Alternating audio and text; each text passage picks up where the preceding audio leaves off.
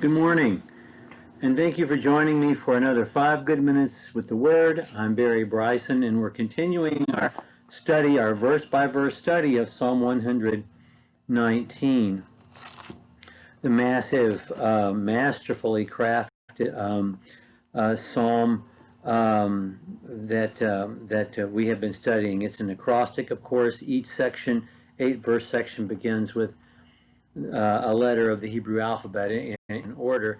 And today we are in section Zion, verses 49 through 56.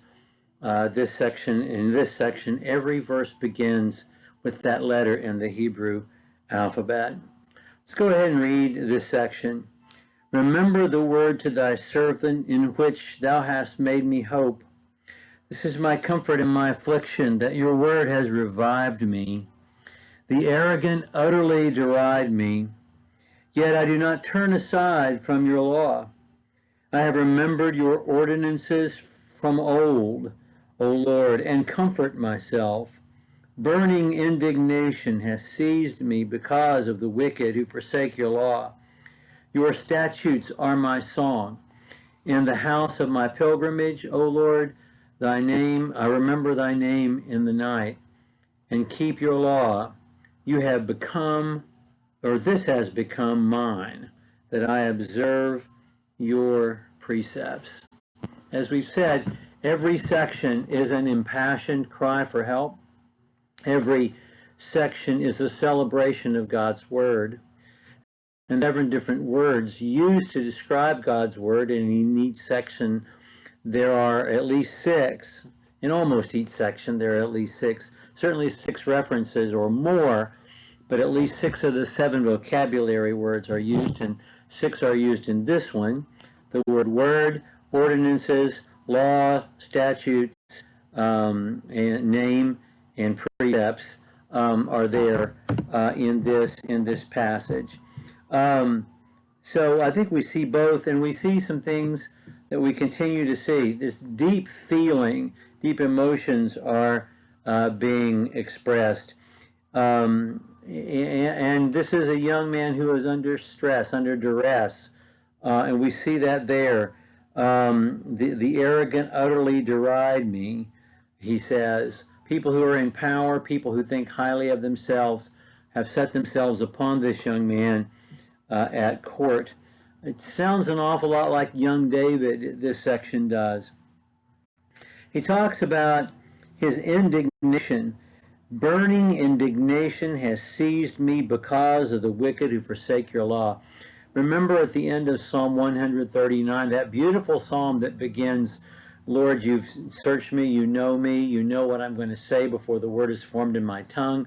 You formed me in my mother's womb. You wove me together in my inward parts. I'm fearfully and wonderfully made. This is all too wonderful for me to understand, to comprehend. But that psalm ends by David saying, I need you to judge my heart, because this is what is in my heart. He says, I hate those who thee. I loathe those who rise up with thee. I hate them with the utmost hatred. They have become my enemy. And then he says, so search me, O God, know my heart. Are these feelings healthy? To feel intense anger and indignation at people because of their sin? I don't think so. Not necessarily. It's a healthy impulse, response to be sickened by sin. Job was a man who was sickened by sin, Job chapter 1. But to hate the sinner because of his sin, no. Is it healthy to take that feeling in your heart to the Lord instead of denying and leaving it there with him? Yes. And that's what David does, and that's what this young man does who is writing this song. Other interesting features of this section, he talks about the word to your servant in which you made me hope.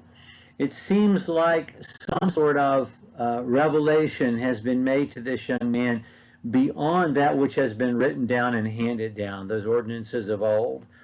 There's a promise that's been made, or some statement that's been made by God to this man, and he believes that this will come true. There's the whole notion that this is the rock I cling to, and that very last verse, this is mine, my possession. I hold on to this as mine. I observe your precepts. I have your written word. I have your promise to me personally, and I live my life based upon those, and that's my possession. My possession doesn't reside in estates or in gold or in inheritances or in power that I might wield. My possession is this, that I know your word, and I'm doing my best to keep your word. Such wisdom in the heart of this young man, even though in this moment there are unhealthy things in his heart as well. He's taken them to God, as David taught him and taught us to do. Well, tomorrow we'll pick up with the letter Heth and with verse 57. Thank you for joining me for another 5 good minutes with the Word.